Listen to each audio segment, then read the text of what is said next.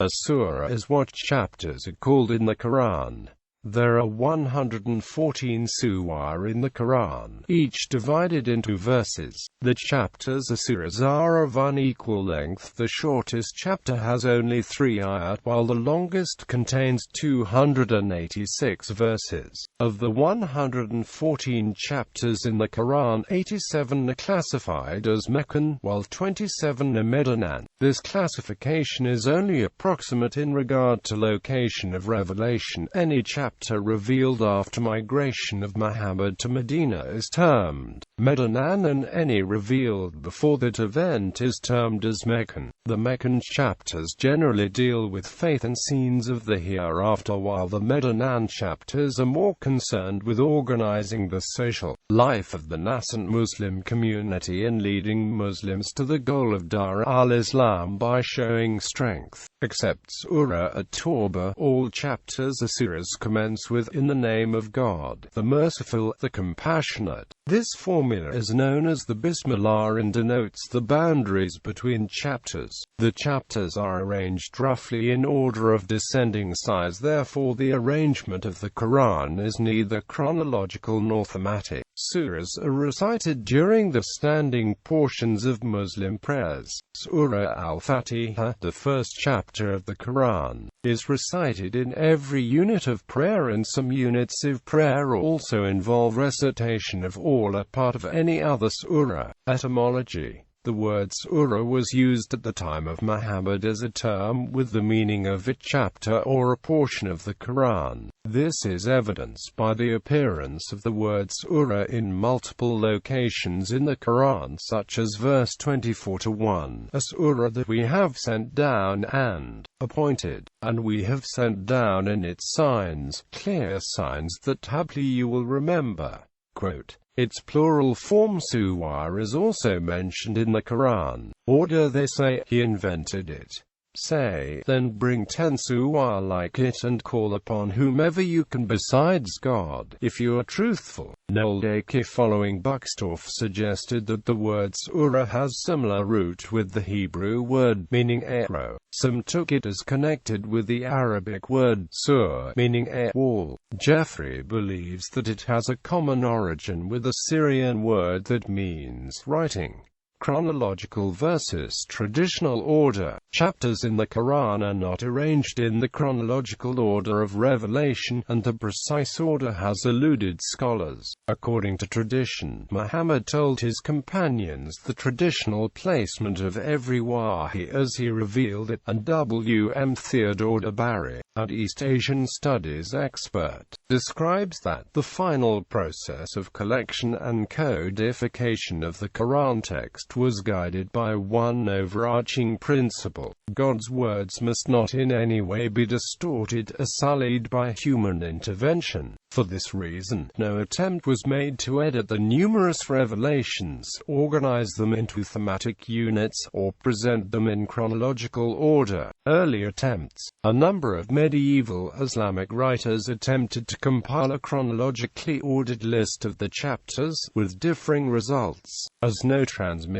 reports dating back to the time of Muhammad or his companions exists. The works necessarily represent the opinions of scholars, and none originates before the first quarter of the 8th century. One version is given in a 15th century work by Abd al-Kafi, and is included in the chronological order given by the standard Egyptian edition of the Quran. Another list is mentioned by Abu Salih, while a significantly different version of Abu Salih's is preserved in the book Kitab Mabani. Yet another, for the 10th century, is given by Ibn Nadim. A number of verses are associated with particular events which helps date them. Muhammad's first revelation was chapter 96. Verses 1641 and 47-13 refer to migration of Muslims which took place in the year 622. The verses 8-1-7 and 3-120-175 refer to battles of Badr and Uhud, respectively. Muhammad's last pilgrimage is mentioned in 5-3, which occurred in 632, a few months before he died. This method is of limited usefulness because the Quran narrates the life of Muhammad and the early history of the Muslim community only incidentally, and not in detail. In fact, very few chapters contain clear references to events which took place in Muhammad's life.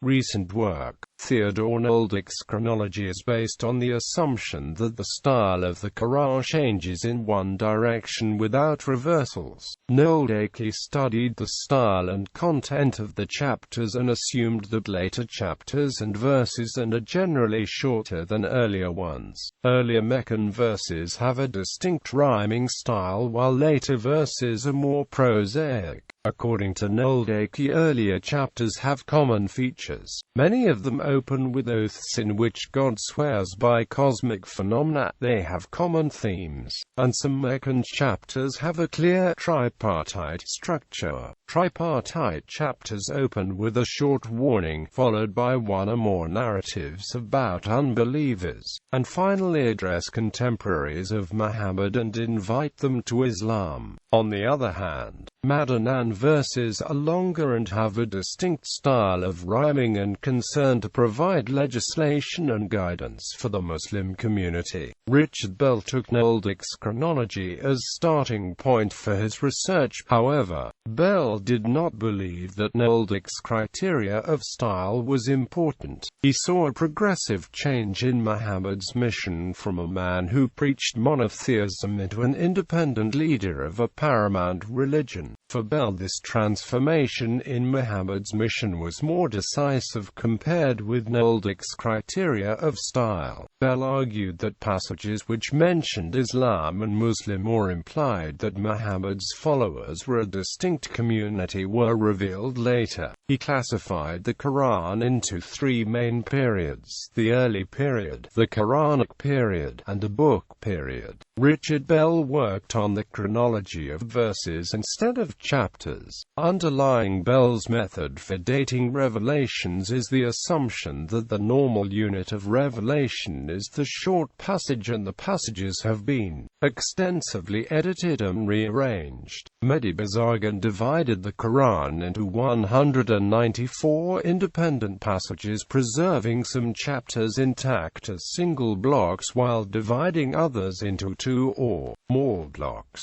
He then rearranged these blocks approximately in order of increasing average verse length. This order he proposes is the chronological order. Bazargan assumed that verse length tended to increase over time, and he used this assumption to rearrange the passages. Neil Robinson, a scholar of Islamic studies, is of the opinion that there is no evidence that the style of Quran has changed in a consistent way, and therefore style may not always be a reliable indicator of when and where a chapter was revealed. According to Robinson, the problem of the chronology of authorship is still far from solved. Names of chapters in the Quran. The verses and chapters when revealed to Muhammad in the Quran did not come with a title attached to them. Muhammad, as we find in some reports in Hadith, used to refer to shorter chapters not by name, rather by the first verse. For example, Abu Hurairah quoted Muhammad as saying, Alhamdulillahi Rabbil Alamin is the mother of the Quran, the mother of the book, and the 7 oft-repeated verses of the glorious Quran. We also find reports in which Muhammad used to refer to them by the name. For example, Abdullah bin Buraidah narrated from his father, I was sitting with the Prophet and I heard him say, learn Surat al-Baqarah, because in learning it there is blessing, in ignoring it there is sorrow, and the sorceresses cannot memorize it. Arab tradition, similar to other tribal cultures of the time, was to name things according to their unique characteristics. They used this same method to name Quranic chapters. Most chapter names are found in Hadith. Some were named according to the central theme, such as Al-Fatiha and Yusuf, and some were named for the first word at the beginning of the chapter, such as Qaf, Yasin, and Ar-Rahman. Some suras were also named according to a unique word that occurs in the chapter, such as Al-Baqarah, An-Nur, Al-Nahl, Arizona, Zukhruf, Al-Hadid, and Al-Ma'an. Most chapter names are still used to this day. Several are known by multiple names. Chapter Al-Masad is also known as Al-Lafib. Surah Fussilah is also known as Hamim Sajda. Coherence in the Quran. The idea of textual relation between the verses of a chapter has been discussed under various titles such as Nazm and Munasaba in literature of the Islamic sphere and coherence, text relations, intertextuality, and unity in English literature. There are 2 points of view regarding coherence of the verses of the Quran. In the first viewpoint, each chapter of the Quran has a central theme and its verses are related. The second viewpoint considers some chapters of the Quran as collections of passages which are not thematically related. Chapters deal with various subjects. For instance, chapter 99, which comprises only 8 verses, is devoted exclusively to eschatology, and chapter 12 narrates a story, while other chapters, in the same breath, speak of theological, historical, and ethico-legal matters. Chapters are known to consist of passages, not only verses. The borders between passages are arbitrary but are possible to determine. For example, chapter 54 may be divided into 6 passages. The hour has approached. Before them, people of Noah rejected, had rejected. Then how has been our recompense and warnings? Thamud rejected the warnings. People of Lot rejected the warnings, and warnings did come to the people of the Pharaoh. The study of text relations in the Quran dates back to a relatively early stage in the history of Quranic studies. The earliest Quranic interpreter known to have paid attention to this aspect of the Quran is Fakhruddin al-Razi. Razi believed that text relation is a meaning that links verses together and mentally associates them like cause-effect or reason-consequence. He linked verse 1 of a chapter to verse 2, verse 2 to verse 3, and so on, and rejected traditionalist interpretations if they contradicted interrelations between verses. Zarkashi, another medieval Quranic exegete, admitted that relationships of some verses to other verses in a chapter is sometimes hard to explain. In those cases he assigned stylistic and rhetorical functions to them, such as parenthesis, parable, or intentional subject shift. Zarkashi aimed at showing how important understanding the interverse relations is to understanding the Quran. However, he did not attempt to deal with one complete chapter to show its relations. Contemporary scholars have studied the idea of coherence in the Quran more vigorously and are of widely divergent opinions. For example, Hamid Farahi and Richard Bell have different opinions regarding coherence within chapters. Farahi believed that the whole structure of the Quran is thematically coherent, which is to say, all verses of a chapter of the Quran are integrally related to each other to give rise to the major theme of the chapter, and again all of the chapters are interconnected with each other to constitute the major theme of the Quran. According to Farahi, each chapter has a central theme around which the verses revolve. Each chapter of the Quran is a well-structured unit. It is only lack of consideration and analysis on our part that they seem disjointed and incoherent. Each chapter imparts a specific message as its central theme. The completion of this theme marks the end of the chapter. If there were no such specific conclusion intended to be dealt with in each chapter, there would be no need to divide the Quran in chapters. Rather, the whole Quran would be a single chapter. We see that a set of verses has been placed together and named Surah, the way a city is built with a wall erected round it. A single wall must contain a single city in it. What is the use of a wall encompassing different cities?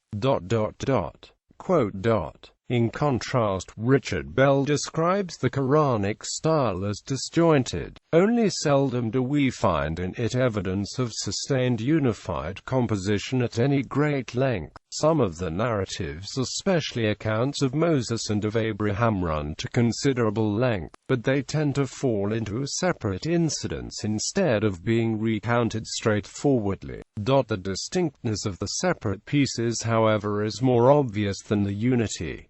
Arthur J. Arbery states that the chapters in many instances, as Muslims have been recognized from the earliest times, are of a composite character, holding embedded in them fragments received by Muhammad at widely differing dates. However, he disregards this fact, and views each chapter as an artistic whole. He believed that a repertory of familiar themes runs through the whole Quran, and each chapter elaborates one of more often many of them. Angelica Neuwirth is of the idea that verses in their chronological order are interrelated in a way that later verses explain earlier ones. She believes that Meccan chapters are coherent units. Suwar aims in her work to discuss the problem of textual relations in the Quran from a linguistic point of view, and the way in which the verses of one chapter relate to each other and to the wider context of the total message of the Quran. Alauer provides a detailed analysis in terms of coherence theory on chapters 33 and 75, and shows that these two chapters cohere and have a main contextual relationship. Guichari and Gulfam believe that the permanent change of subject within a passage in the Quran, or what they call non-linearity, is a major linguistic feature of the Quran, a feature that puts the Quran beyond any specific context and temporality. According to Guichari and Gulfam, for the Quran there is no preface, no introduction, no beginning, no end. A reader can start reading from anywhere in the text.